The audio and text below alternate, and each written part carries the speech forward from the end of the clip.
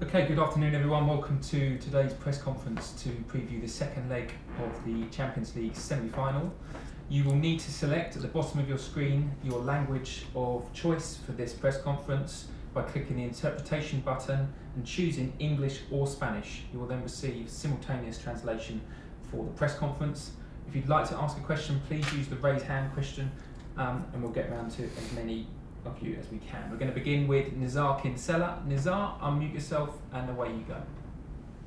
Hi Thomas. I just wanted to talk about, the women's team are already in the Champions League semi-final. You can make the men's team in it.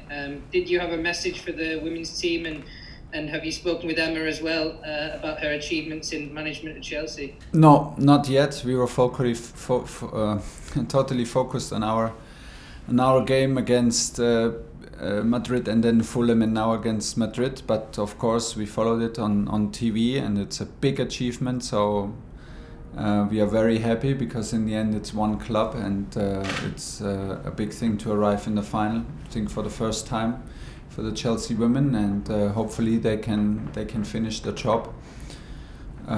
So big congratulations from us. John Cross. Hi Thomas, good to see you.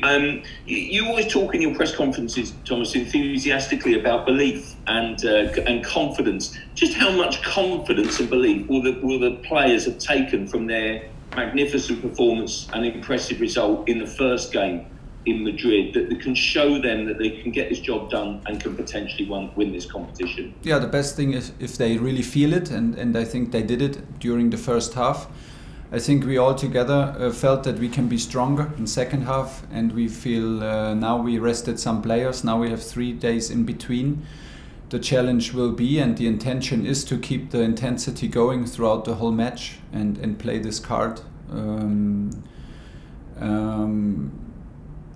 It is important. It is a semi-final. The pressure's on. It's a knockout game. It's the second leg, the decisive one. So to arrive with a certain level of belief and self-confidence is absolutely necessary. Otherwise, you have no chance to play against a team like Real Madrid without belief, without the inner belief. And it does not help so much if your coach is talking about it. You need to feel it.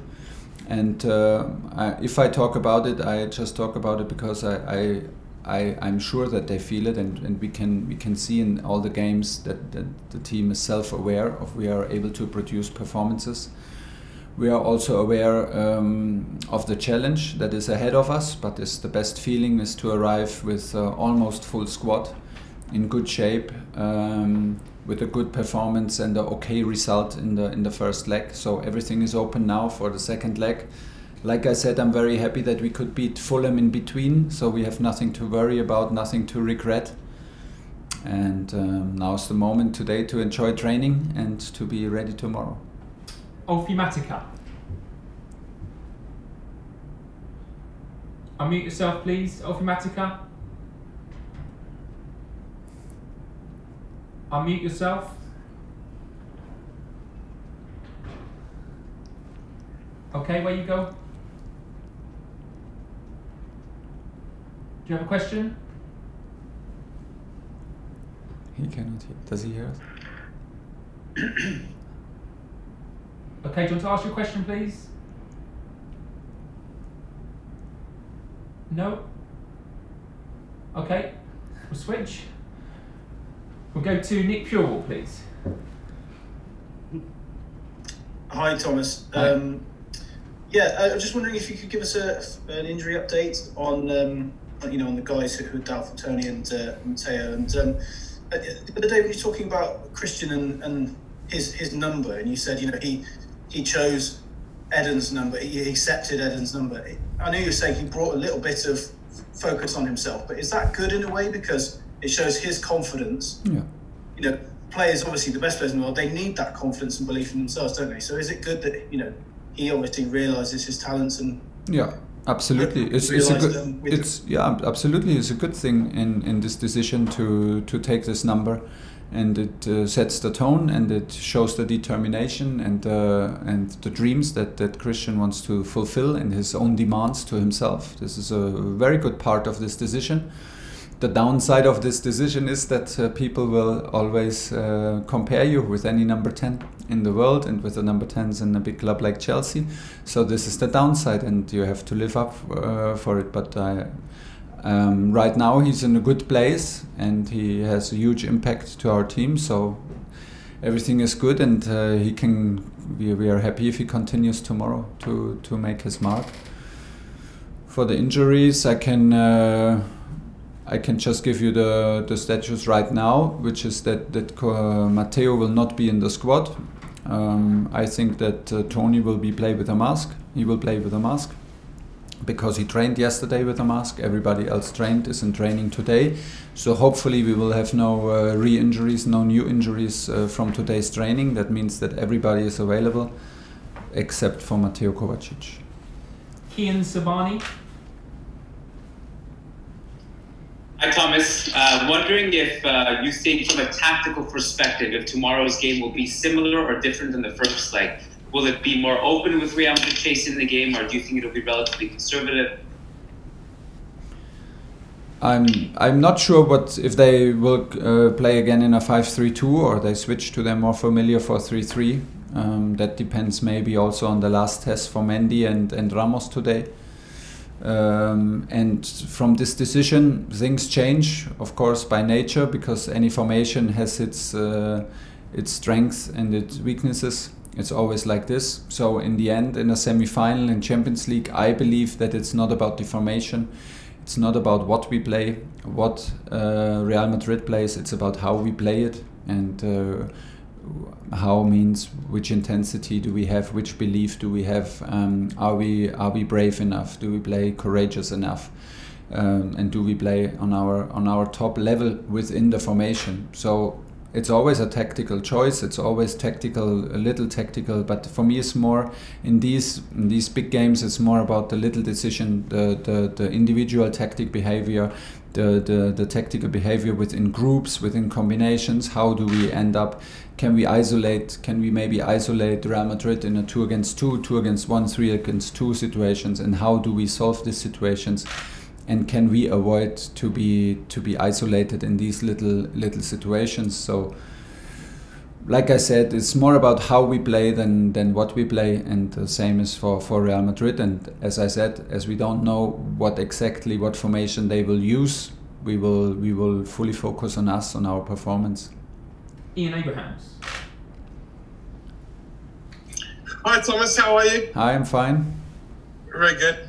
Are you in your private plane or no? Say again? Are you in your private plane right now? No, just in my car. Ah, sorry. just in your car. Defensively, your team have been brilliant since you arrived. Yeah. If there's one critique, it will be that your team haven't been able to be clinical in front of goal, and especially Timo Werner. How much of a big decision is it on whether Timo plays tomorrow, and how much have you been expressing on your team that any chances they get, they absolutely have to take? Yeah, but I believe strongly that Timo wanted himself to score absolutely this goal, and he knows it, that he had a huge one in Madrid. But I think we all have to accept that sometimes strikers even miss chances, and even big chances, and this is part of the game. Not all decisions are made yet. We have another training session right now, and it is always about the last impression from the players. Do they feel confident? Do they show up today? Are they strong in finishing today in what they are doing? And don't forget, I mean, to talk about the game and to split the game in defense and offense is a nice thing to do, but you can get easily lost if you wanna cut football into separate pieces, because it's a very complex sport and a very complex game. So for me, Timo, like everybody else who plays up front, have a huge intensity against the ball and have a huge part in that we are so strong defensively, because it's a team effort how we defend and how we attack. So everybody needs to step up and take responsibility for scoring and for defending. And we have enough, I think we create enough chances, we create enough touches in the box to to maybe score more goals, and this will come maybe with time, with a little bit more experience, with adaptation, with a bit more self-confidence. I'm pretty relaxed about it, and trust my players no matter who starts tomorrow. And like I said, we do this as a team. Nobody has to do it tomorrow alone. This is the very good news. We do this together, and there are many situations to solve tomorrow. Not only we should not get distracted by only thinking about who is scoring in the end. We will try to create chances. We will try to put intensity, and from there we trust our guys. John Southall, Five Live. Can't hear you, John. Still can't hear you, John. Okay, let's take that out. Can you hear me now? Yep. Can you hear me? Try again. We expect Sergio Ramos to return from Real Madrid. So, what kind of difference do you think that will make to their team? And also, what's the main lesson you learned from the first game? The main lesson is that we can trust ourselves, and the main lesson is that we have all the right to be in semi-final, and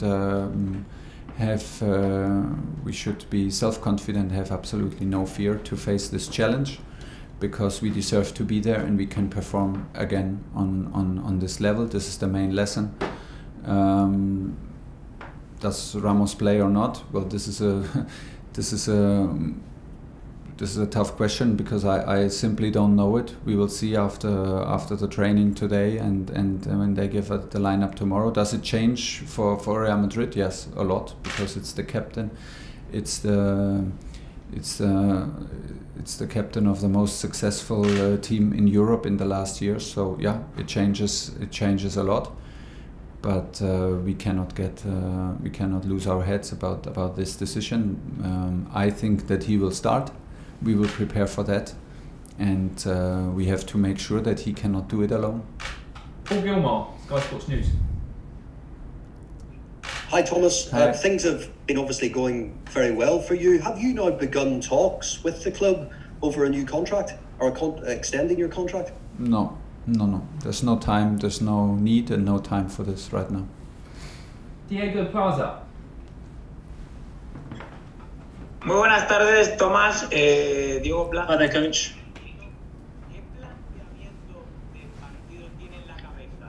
What kind of match are you expecting tomorrow? Obviously, Madrid need to come out to score. Do you think you're going to try and go out and score goals, or are you going to protect yourself a little bit more in defence?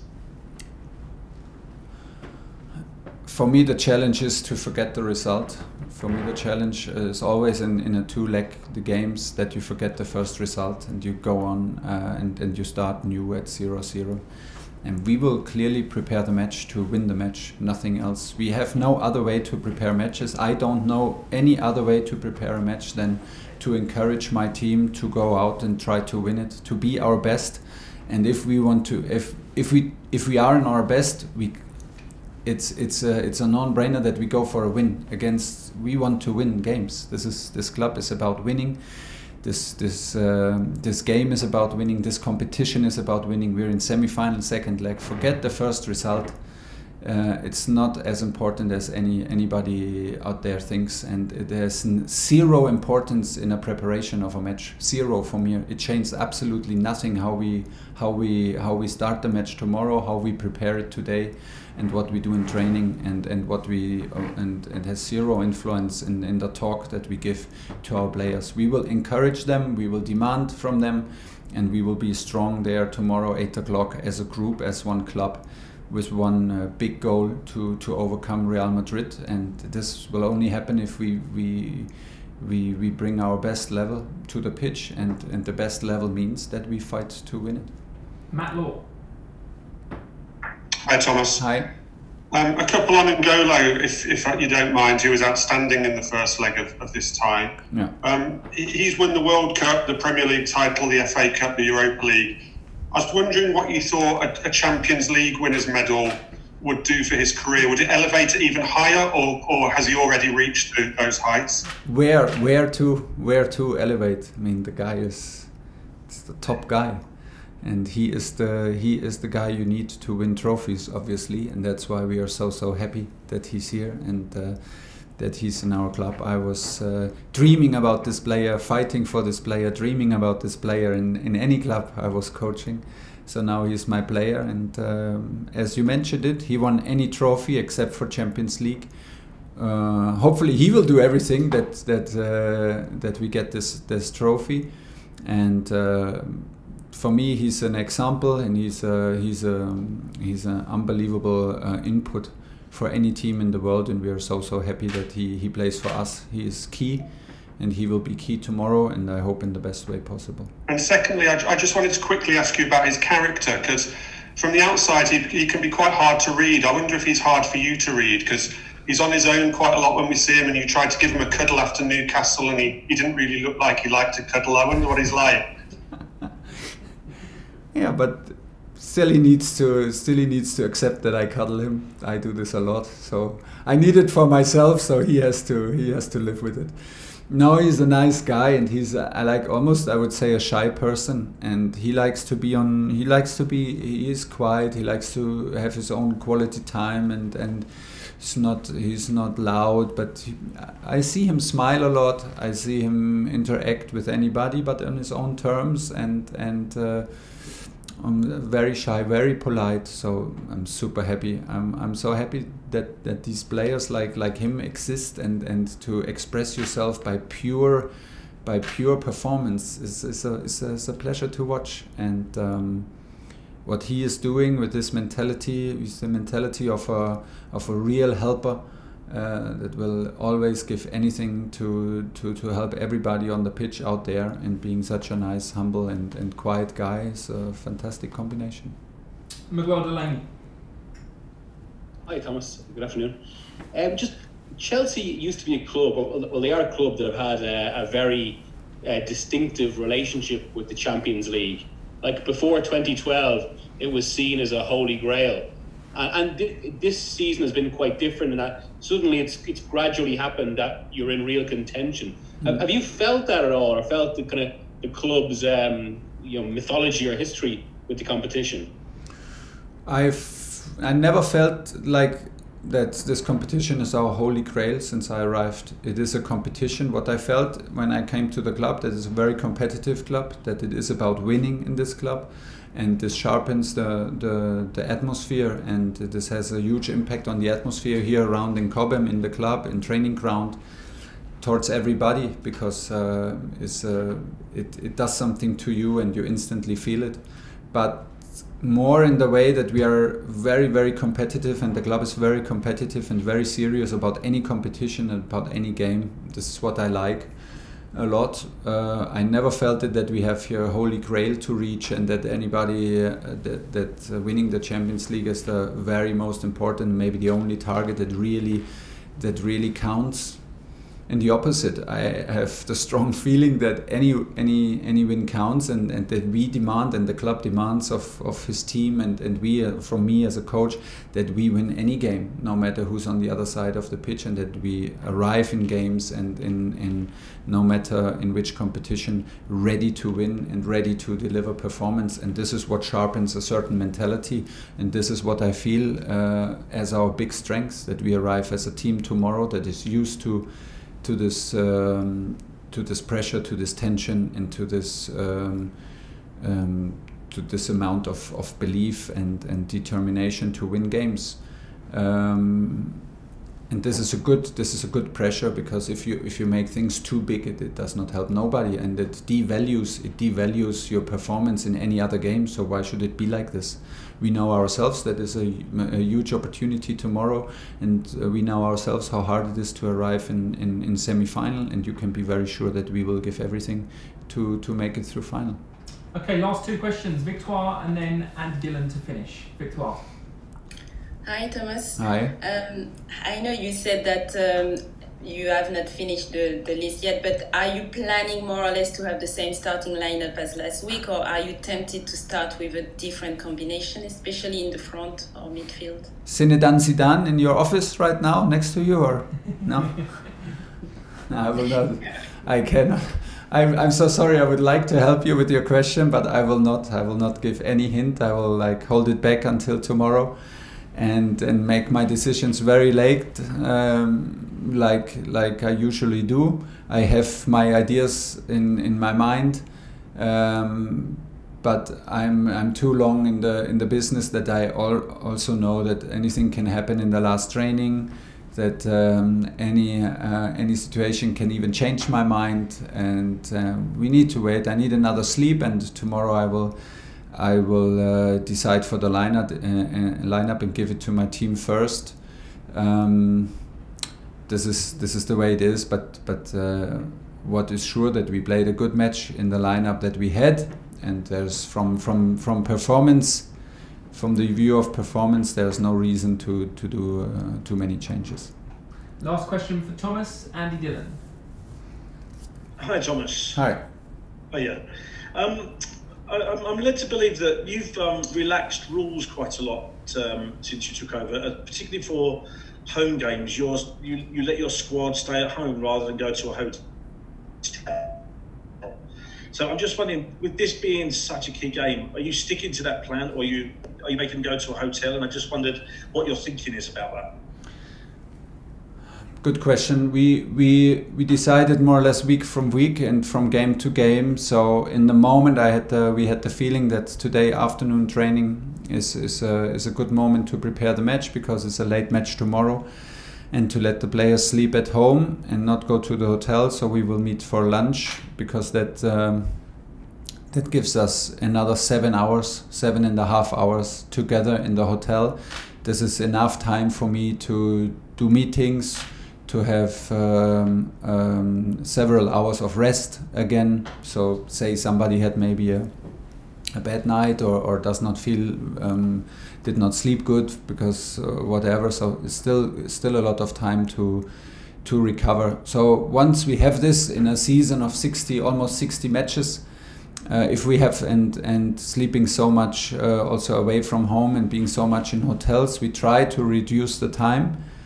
But anything has an influence on it. Sometimes, like now, we had 3 days in between, so we had a lot of time to also do recovery and take our time here at Cobham to use the physios, to get massages. Sometimes even this has an influence. If we have only 2 days in between, we prefer sometimes to go to a hotel, that the players can take their time in the evening to get massages, to get treatment for their little injuries, and this is basically the way how we decided. When there are evening games, normally I had the feeling that it will maybe increase the tension if we go to the hotel in the evening today. So let them go home, let them be a bit distracted, and we meet tomorrow for a walk and lunch and a meeting, and we still have 7 hours to be well prepared. Okay, we're going to finish there with